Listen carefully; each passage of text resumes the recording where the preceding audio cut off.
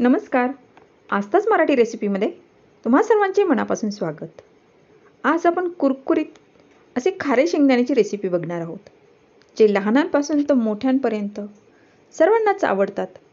अगदी पिक्चर असो किंवा चौपाटी किंवा टाइमपास म्हणून देखील हे शेंगदाणे खाल्ले जातात.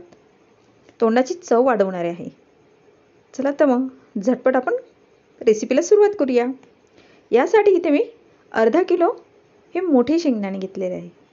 तसं खारे शेंगदाणे बनवताना सोलापुरी शेंगदाण्याचा वापर केला जातो, कारण त्यामध्ये तेल कमी असतं आणि ते लवकर असे कुरकुरीत होतात.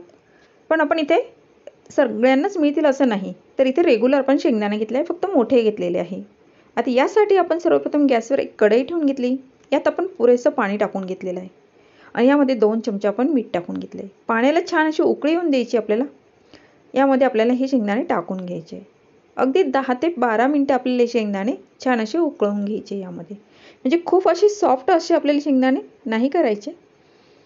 फक्त एक 10 उकळी आल्यानंतर एक 5-1 मिनिटं आपल्याला हे शेंगदाणे पाण्यात राहून द्यायचे. इथे पाहू शकता शेंगादाणे असे आपले डबल झालेले आहे. अधूनमधून चमच्याच्या साहाय्याने मिक्स करत चालायचं आहे, म्हणजे ते सगळ्या बाजूने व्यवस्थित आपले शेंगदाणे शिजले जातात. इथे पाहू शकता शेंगदाण्याचं साल निघतंय, म्हणजे आपले इथपर्यंत शेंगदाणे आपल्याला हवे आहे. शेंगादाण्याने त्यांचा कलर देखील सोडला आहे पाण्यामध्ये बघा. आता हे आपल्याला निथळून घ्यायचे. येथे तुम्ही कपड्यावर देखील पसरवू शकता हे शेंगदाणे, पण आपण चाळणीतच ठेवणार आहोत. पाणी फक्त निघून जाईल इथपर्यंत.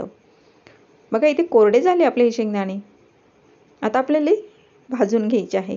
तर भाजण्यासाठी येथे मी एका कढईमध्ये मीठ घेतलेलं आहे. आता हे नेहमीचं मी बेकिंगसाठी वगैरे वापरते, केक वगैरे बनवताना मीठ, तेच मीठ इथे आपण घेतलेलं आहे.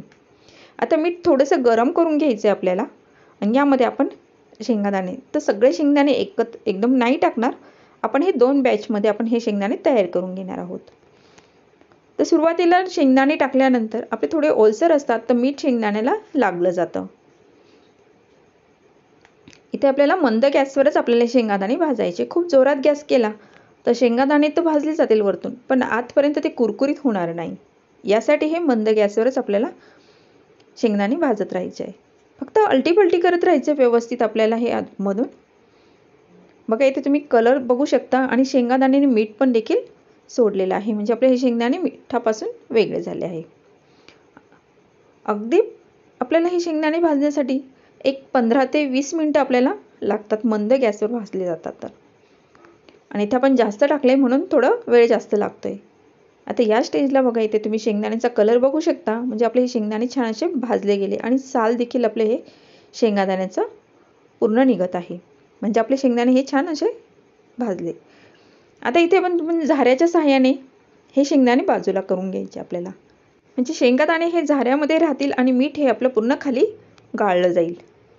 या पद्धतीने आपण हे सर्व शेंगदाणे गाळून घ्यायचे आहे. आता याच पद्धतीने मी दुसरी बॅच देखील हे शेंगदाण्याची तयार करून घेणार आहेत. अगदी कुरकुरीत असे आपले खारे शेंगदाणे तयार होतात आणि झटपट देखील. मग कधी बनवताय तुम्ही हे, आणि बनवल्यानंतर कमेंट बॉक्समध्ये लिहायला नक्की विसरू नका की कसे झाले हे. चॅनलवर नवीन असाल तर सबस्क्राईब करायला विसरू नका. इथे पाहू शकता आपले सर्व शेंगदाणे हे तयार करून झालेले आहेत.